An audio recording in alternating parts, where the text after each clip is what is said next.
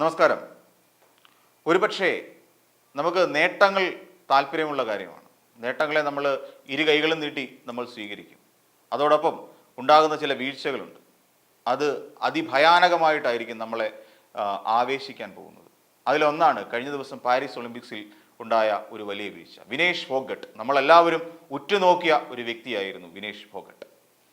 അവരെ എത്രയും പെട്ടെന്ന് നമുക്ക് വേണ്ടി സ്വർണ്ണ മെഡലുമായി നമ്മുടെ രാജ്യത്തിലേക്ക് തിരിച്ചു വരും എന്ന് നമ്മൾ ഏറെ പ്രതീക്ഷയോടെ കാത്തിരുന്നു. മറ്റാർക്കും വേണ്ടി നമ്മൾ ആ കാത്തിരിപ്പ് നടത്തിയില്ല. കാരണം ഒന്നുണ്ട്, ഒരു വ്യവസ്ഥിതിക്കെതിരെ ശക്തമായി പ്രതിഷേധിക്കാൻ തയ്യാറായ ഒരു ധീര വനിത കൂടിയാണ് വിനീഷ് ഫോഗട്ട്. ഒരു 100 ഗ്രാം ഭാരത്തിൻ്റെ അധികമുണ്ടായതിൻ്റെ പുറത്ത് ഒളിമ്പിക്സിൽ നിന്നും അയോഗ്യത കൽപ്പിക്കപ്പെട്ടവർ, കുസ്തി മത്സരത്തിൻ്റെ ഫൈനൽ മത്സരത്തിൽ നിന്നും അയോഗ്യയാക്കപ്പെട്ടവർ, അതാണ് വിനേഷ് ഫോഗട്ടിനെ നമ്മൾ ഇപ്പോൾ അടയാളപ്പെടുത്തുന്നത്. എന്നാൽ ഒരു വർഷത്തിന് മുൻപ് നമ്മളൊന്ന് നോക്കുമ്പോൾ ഡൽഹിയിലെ തെരുവോരങ്ങളിൽ അടികൊണ്ട് നിലംപരിശായി പോലീസുകാരാൽ റോഡിലൂടെ വലിച്ചിഴക്കപ്പെട്ട ഒരു വിനേഷ് ഫോഗട്ടിനെ നമുക്കറിയാം. അർജുന അവാർഡും ഖേൽ രത്നയും വലിച്ചെറിയാൻ തയ്യാറെടുത്ത ഒരു ധീര വനിത. എന്തിനായിരുന്നു അത്? അവരുടെ ഒരു ജീവിതം മുഴുവൻ സമരമായിരുന്നു. 9-ാം വയസ്സിലാണ് ഹരിയാന സ്വദേശിയായ വിനേഷ് ഫോഗട്ടിന് അച്ഛനെ നഷ്ടപ്പെടുന്നത്. പിന്നീട് അവിടെ നിന്ന് ഇങ്ങോട്ട് മര്യാദയ്ക്ക് ആഹാരം പോലും കഴിക്കാതെ, ഉറക്കം പോലും ഇല്ലാതെ രാവിലെ 3 മണിക്ക് എഴുന്നേറ്റ് ഈ പറയുന്ന ഗുസ്തി അഭ്യസിച്ചു തുടങ്ങി. അങ്ങനെ ക്ലാസ് മുറികളിലിരുന്ന് ഉറങ്ങേണ്ടി വന്ന ഒരു വിനേഷ് ഫോഗട്ട് ഉണ്ടായിരുന്നു നമുക്ക്. അവിടെ നിന്നെല്ലാം ശക്തമായ ഒരു ഉയർത്തെഴുന്നേൽപ്പാണ് വിനേഷ് ഫോഗട്ടിന് ഉണ്ടായത്. നമുക്കറിയാം, അമ്മാവൻ തന്നെയായിരുന്നു വിനേഷിൻ്റെ ആദ്യത്തെ പരിശീലകൻ. അങ്ങനെ കഠിനമായ പരിശീലനത്തിലൂടെ അതിനെ കഠിന വ്രതമാക്കി മാറ്റി ആർജിച്ചെടുത്ത ഒന്നാണ് ഇന്ന് നമ്മൾ വിനേഷ് ഫോഗട്ടിനെ കുറിച്ച് സംസാരിക്കുന്നതിൻ്റെ അടിസ്ഥാനം. അവിടെ നിന്ന് ഉയർന്നു വന്ന വിനേഷ് ഫോഗട്ടിനെ സത്യത്തിൽ ഈ നമ്മുടെ ബ്രിജ് ഭൂഷൺ ശരൺ സിംഗ് എന്ന് പറയുന്ന ഒരു നീചനായ രാഷ്ട്രീയക്കാരൻ, നമ്മുടെ രാജ്യത്തിൻ്റെ ഗുസ്തി ഫെഡറേഷൻ്റെ അമരക്കാരനായിരുന്ന നീചൻ എന്ന് തന്നെ പറയേണ്ടി വരും, നിഷ്കരണം തള്ളിക്കളഞ്ഞത്. അവരുയർത്തിയ എന്താ? ശരിയായ വാദങ്ങളല്ലേ? സ്ത്രീകളായ പെൺകുട്ടികളായ ഗുസ്തി താരങ്ങളോട് കാണിക്കുന്ന അനീതി, അക്രമം, ഇതെന്ന് പറയാം ലൈംഗികാതിക്രമം എന്ന് തന്നെ പറയേണ്ടി വരും. ഇതെല്ലാം കാട്ടിക്കൂട്ടിക്കൊണ്ട് അവരെയെല്ലാം മാനസികമായി തളർത്തിക്കൊണ്ട് അവരെ സമരമുഖത്തേക്ക് നയിച്ചത് നമ്മുടെ ഈ ഭരണകൂടമാണ്, BJP ഭരിക്കുന്ന ഭരണകൂടമാണ്. ആ ബ്രിജ്ഭൂഷൺ ശരൺ സിംഗ് ശക്തനായ ഒരു MP ആണ് എന്നുള്ള ഒറ്റ കാരണം കൊണ്ട് തന്നെ ഡൽഹി പോലീസ് പോലും അയാളെ ഭയന്നു. എന്തിന്? നമ്മുടെ ഈ 56 ഇഞ്ച് പോലും ഭയന്നു. വലിയ ശക്തനാണ്, കരുത്തനാണ് എന്ന് പറയുന്ന നമ്മുടെ പ്രധാനമന്ത്രി പോലും ആ ബ്രിജ്ഭൂഷൺ ശരൺ സിംഗിന്റെ നോട്ടത്തിന് മുന്നിൽ പകച്ചുപോയി. അതിനൊടുവിൽ തങ്ങൾക്ക് നീതി കിട്ടില്ല എന്ന് ഉറപ്പാക്കിയപ്പോഴാണ് സാക്ഷി മല്ലിക്കും ഈ പറയുന്ന നമ്മുടെ വിനേഷ് ഫോഗട്ടും അടക്കം എല്ലാവരും കൂടി ഇറങ്ങിക്കൊണ്ട് ജന്തർ മന്ദറിൽ ശക്തമായ ഒരു സമരമുഖത്തേക്ക് പോയത്. അവിടെ പലരും, രാഹുൽ ഗാന്ധി അടക്കമുള്ളവർ അവിടെ എത്തിയിരുന്നു. അവർക്ക് സമരത്തിന് എല്ലാവിധ പിന്തുണയും നൽകി. പക്ഷേ ഒരിക്കൽ പോലും നമ്മുടെ പ്രധാനമന്ത്രി എന്ന് പറയുന്ന വ്യക്തി അവിടെ എത്തിയില്ല, അവരെ ഒന്ന് കേട്ടില്ല. ഇതൊക്കെ ഒരുതരം ഇരട്ടത്താപ്പുകളാണ്. സ്വന്തം MPക്ക് ഒരു കേടുപാടുണ്ടാകുമ്പോൾ അത് തെറ്റാണെങ്കിൽ ചൂണ്ടിക്കാണിച്ചു കൊടുക്കാനും തക്കതായ ശിക്ഷ കൊടുക്കാനും കഴിയുന്നിടത്താണ് ഒരു ഭരണകൂടത്തിന്റെ വിജയം. എന്നാൽ അതുണ്ടായില്ല. അതിന് പകരം ഇപ്പോൾ മുതലക്കണ്ണീരൊഴുക്കുകയാണ് സത്യത്തിൽ നമ്മുടെ നരേന്ദ്രമോദി എന്ന് പറയുന്ന പ്രധാനമന്ത്രി ചെയ്യുന്നത്. അവിടെ അവരെ 100 ഗ്രാമിൻ്റെ മേലെ അവരെ അയോഗ്യത കൽപ്പിച്ചപ്പോൾ എന്തു വന്നാലും നമ്മൾ അവിടെ നേട്ടമുണ്ടാക്കുമെന്ന് പറഞ്ഞു. അവിടെ നിന്ന് ഒപ്പം നിൽക്കും, ഞങ്ങൾ വിനേഷ് ഫോഗട്ടിന് ഒപ്പം നിൽക്കുമെന്ന് പറയും. പക്ഷെ അതിനു മുൻപ് നിങ്ങളൊന്ന് ആലോചിച്ച് നോക്കുക, ഖോട്ടാ സിക്ക എന്നാണ് ബ്രിജ്ഭൂഷൺ ശരൺ സിംഗ് നമ്മുടെ അഭിമാന താരങ്ങളെ വിശേഷിപ്പിച്ചത്. മൂല്യമില്ലാത്ത പണം എന്നാണ്. ഒടുവിൽ മറ്റൊരു കാര്യം കൂടി പറഞ്ഞു, അതാണ് ഏറെ വിഷമിപ്പിക്കുന്നത്. നിങ്ങൾ ഈ രാജ്യത്തേക്ക് കൊണ്ടുവരുന്ന മെഡലുകളുടെ വില 15 രൂപ മാത്രമാണ്. എന്നാലോചിച്ച് നോക്കുക. അവരുടെ ഒരു പുരുഷായുസ് മുഴുവൻ, അല്ലെങ്കിൽ അവരുടെ ഒരു ആയുസ് മുഴുവൻ കഷ്ടപ്പെട്ട് പരിശീലനം ചെയ്ത് ത്യാഗം സഹിച്ച് ഈ പറയുന്ന ഓരോ കടമ്പകളും കടന്ന് അവിടെ മുന്നിലേക്ക് എത്തിയതിനു ശേഷമാണ് ഒരാൾ ഒരു മെഡൽ കരസ്ഥമാക്കുന്നത്. അതൊന്നും ഈ ബ്രിജ്ഭൂഷൺ ശരൺ സിംഗിനെ പോലെ നാട്ടുകാരെ പറ്റിച്ചും മറ്റുള്ളവരുടെ മണ്ടയ്ക്ക് കുതിര കയറി നടക്കുന്ന ഈ രാഷ്ട്രീയക്കാർക്ക് പറഞ്ഞാൽ മനസ്സിലാവത്തില്ല. ഒരാൾ ഒരു ഈ പറയുന്ന ഒരു അല്ലെങ്കിൽ ഭാരം നോക്കാനായിട്ട് പരിശോധനയ്ക്കായി എത്തുന്നതിന് മുൻപ് അവരെടുക്കുന്ന ഒരു റിസ്കുകളുണ്ട്, അവരുടെ ജീവിതം കൊണ്ട് എടുക്കുന്ന റിസ്കുകൾ.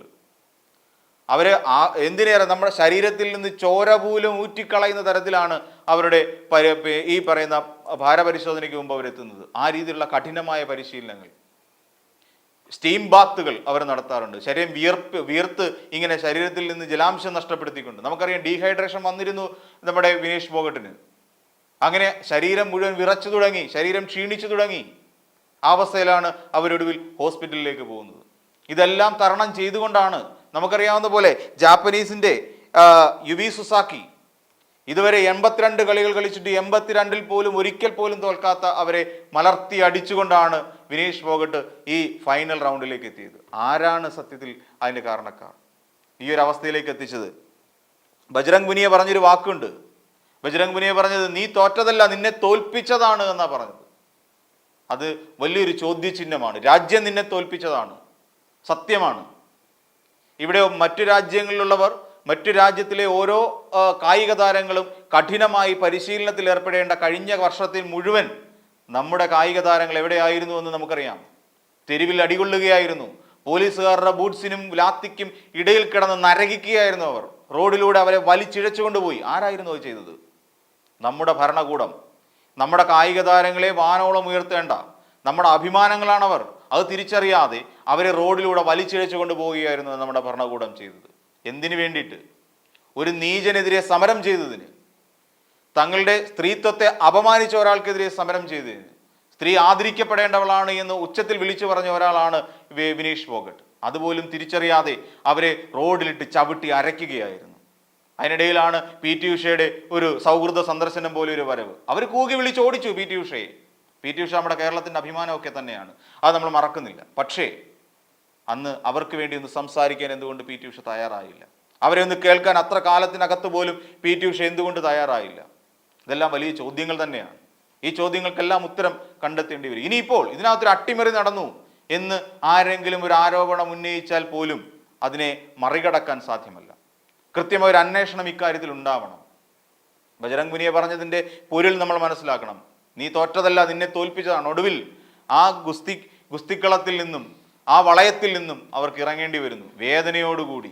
ഗുസ്തി ജയിച്ചു, പക്ഷെ ഞാൻ തോറ്റുപോയി. സത്യമാണ്, ഗുസ്തി ജയിച്ചു. ഗുസ്തി എന്ന് പറയുന്ന ആ ഒരു കലാരൂപം അല്ലെങ്കിൽ ആ കായിക രൂപം ഒരിക്കലും ഇവിടെ നശിക്കില്ല, അത് ജയിച്ചുകൊണ്ടേയിരിക്കും. പക്ഷേ നമ്മുടെ ഓരോ കായിക താരങ്ങളും അവർ നഷ്ടപ്പെടാൻ വേണ്ടി വിധിക്കപ്പെട്ടവരാണ്. നമുക്ക് പുതിയൊരു ചോദ്യമുണ്ട്. ഇനിയും നമുക്കൊരു വെള്ളി മെഡലെങ്കിലും വിനേഷ് ഫോഗട്ടിന് കിട്ടുമോ എന്ന്. ഒരിക്കലുമില്ല. അങ്ങനെ ഒരു മെഡൽ നേട്ടം ഇനി ഉണ്ടാകുമ്പോൾ, അയോഗ്യത കൽപ്പിക്കുമ്പോൾ ആ ആൾ ഏറ്റവും പിന്നിലേക്ക് പോവുകയാണ് ചെയ്യുന്നത്. അങ്ങനെ പിന്നിലേക്ക് പോയ ഒരാൾക്ക് എവിടെ നിന്നാണ് മെഡൽ കിട്ടുക? ക്വാർട്ടർ ഫൈനലും കഴിഞ്ഞു, സെമി ഫൈനലും കഴിഞ്ഞിട്ടാണ് ഫൈനലിലേക്ക് എത്തുന്നത്. അവരനുഭവിച്ച ഒരു ത്യാഗം നമ്മൾ ആരും ചിന്തിച്ചിട്ടില്ല. അങ്ങനെ ഒരു മെഡൽ പോലും നേട്ടമില്ലാതെ വിനേഷ് ഫോഗട്ടിന് പടിയിറങ്ങേണ്ടി വരുന്നു. അതിന് കാരണക്കാർ നമ്മളാണ്, നമ്മുടെ ഭരണകൂടമാണ്. ബ്രിജ്ഭൂഷൺ ശരൺ സിംഗിനെ പോലുള്ള നീചന്മാരെ അവരെ വാനോളം ഉയർത്തിക്കൊണ്ട് അവരെ നിലനിർത്താൻ വേണ്ടി നടത്തുന്ന വെറും കുടിലമായ രാഷ്ട്രീയമാണ് ഈ കണ്ടത്. അവരിത്രേ കാലം 94 ജനിച്ച് അവർ 9-ാം വയസ്സ് മുതൽ തുടങ്ങിയതാണ് അവരുടെ കഷ്ടപ്പാടുകൾ. ആ കഷ്ടപ്പാടെല്ലാം സഹിച്ച് ജീവിതത്തിൽ പരിക്കുകൾ പറ്റിയിട്ടുണ്ട്. 2015 നടന്ന മത്സരത്തിൽ അവർക്ക് പരിക്ക് പറ്റി. സ്ട്രെച്ചറിലാണ് അവരെ അവിടെ നിന്ന് എടുത്തുകൊണ്ട് പോയത്. ഇതൊക്കെ ചരിത്രത്തിൻ്റെ ഭാഗമായി അടയാളപ്പെടുത്തേണ്ട കാര്യങ്ങളാണ്. എന്നിട്ട് ഇതെല്ലാം വിജയിച്ച് തിരിച്ചു കയറി വരുമ്പോൾ ഒരു അഭിനന്ദനവും ഒരു ഫോൺ വിളിയിൽ ഒതുക്കുകയാണ് നമ്മുടെ ഭരണകൂടം ചെയ്യുന്നത്. അവർക്ക് വേണ്ടത് ചെയ്യുന്നുണ്ട്. നമുക്കറിയാം ശ്രീജേഷ് നമ്മുടെ അഭിമാന താരമാണ് കേരളത്തിൻ്റെത്. ഇവിടെ ക്രിക്കറ്റ് കളിക്കുന്നവർ AC ബസ്സിലും അവർക്ക് വേണ്ടി പ്രത്യേക ചാർട്ട് ചെയ്ത ഫ്ലൈറ്റുകളും ഒക്കെ കൊടുക്കുമ്പോൾ നമ്മുടെ ഈ ഹോക്കി താരങ്ങൾ ട്രെയിനിൽ കയറി യാത്ര ചെയ്യുന്നത് നമ്മൾ കണ്ടിട്ടുണ്ട്. ലോക്കൽ ട്രെയിനിൽ കയറി യാത്ര ചെയ്യുന്നത് അല്ലേ? ഇതൊക്കെ അനുഭവിക്കേണ്ടി വരുന്നത് നമ്മുടെ കേരളത്തിൽ അല്ലെങ്കിൽ നമ്മുടെ ഇന്ത്യയിലുള്ള കായിക താരങ്ങൾക്കാണ്. പരിശീലനം നടത്തേണ്ട സമയത്ത് തിരുവോരങ്ങളിൽ അവരെ സമരത്തിന് പറഞ്ഞയച്ചതാരാണ്? നമ്മുടെ ഭരണകൂടമാണ്. BJP ഭരിക്കുന്ന നമ്മുടെ രാജ്യത്തിൻ്റെ വ്യവസ്ഥയുടെ പ്രശ്നമാണ് അതൊക്കെ. ഇത്തരത്തിലുള്ള ഈ സ്ത്രീ പീഡകന്മാരായ, അങ്ങനെ തന്നെ പറയേണ്ടി വരും, പോക്സോ കേസിൽ പോലും അകത്തു പോകേണ്ട ഒരുത്തനെ സപ്പോർട്ട് ചെയ്തുകൊണ്ട്, അവന് പിൻവിളി പാട്ടിക്കൊണ്ട്, അല്ലെങ്കിൽ അവന് കുട പിടിച്ചുകൊണ്ട് ഇവിടെ നമ്മുടെ കായിക താരങ്ങളെ സത്യത്തിൽ തോൽപ്പിച്ചത് നമ്മുടെ രാജ്യക്കാർ തന്നെയാണ്, നമ്മുടെ സർക്കാർ തന്നെയാണ്. ഇനി അതിൻ്റെ പിന്നിൽ വേറെ എന്തെങ്കിലും അട്ടിമറി നടന്നിട്ടുണ്ടോ എന്ന് നമുക്ക് സംശയിക്കേണ്ടിയിരിക്കുന്നു. ഏതെങ്കിലും തരത്തിൽ, അതായത് ഈ പറയുന്ന കോച്ച് വരെ സംശയത്തിൻ്റെ നിഴലിലാണ്. വെറും 100 ഗ്രാം മാത്രം ഭാരം കൂടാൻ എന്താണ് കാരണം? എന്ന് നമ്മൾ ചിന്തിക്കേണ്ടിയിരിക്കുന്നു. അത്തരം കാര്യങ്ങളിലൊക്കെ കൃത്യമായ സമഗ്രമായ ഒരു അന്വേഷണം ഇവിടെ നടക്കേണ്ടതുണ്ട്. അന്വേഷണം എന്നൊക്കെ പറഞ്ഞാൽ ഇപ്പൊ സത്യത്തിൽ ഭരണപക്ഷത്തിരിക്കുന്ന BJP സമയത്തുള്ള അന്വേഷണം എന്ന് പറയുന്നൊരു വലിയ കാര്യമേ അല്ല. ഏജൻസികളെല്ലാം അവരുടെ കീഴിലാണല്ലോ. അപ്പോൾ അതുകൊണ്ട് ഇവിടെ അന്വേഷണം നടന്നാൽ അതത്ര സുതാര്യമാണ് അല്ലെങ്കിൽ സുതാര്യമായിരിക്കും എന്നൊന്നും വിശ്വസിക്കാൻ തക്ക മണ്ടന്മാരല്ല നമ്മുടെ കേരളത്തിലുള്ളത്. അപ്പം അതുകൊണ്ട് അന്വേഷണം എന്നൊക്കെ പറഞ്ഞിട്ടും വലിയ കാര്യമൊന്നുമില്ല. പക്ഷേ എവിടെയോ എന്തോ വ്യക്തമായ ഒരു അട്ടിമറി നടന്നിട്ടുണ്ട്. ബിനേഷ് ഫോഗട്ട് കഴിഞ്ഞ കാലങ്ങളിൽ നടത്തിയ സമരത്തിൻ്റെ പിൻബലത്തിൽ അവരെ തറപറ്റിക്കാനും അവരെ ഒന്നുമല്ലാതാക്കി തീർക്കാനും ഈ കായിക രംഗത്ത് നിന്നും അവരെ നിഷ്കാസിതയാക്കാനും വേണ്ടി എന്തൊക്കെയോ ചരടുവലികൾ അണിയറയിൽ നടന്നിട്ടുണ്ട് എന്നുള്ള കാര്യം തീർച്ചയാണ്. ഈ വീഡിയോ നിങ്ങൾക്ക് ഇഷ്ടമായാൽ ലൈക്ക് ചെയ്യുക. കൂടുതൽ വീഡിയോകൾക്കായി യോഗനാഥം ന്യൂസ് ചാനൽ സബ്സ്ക്രൈബ് ചെയ്യുക.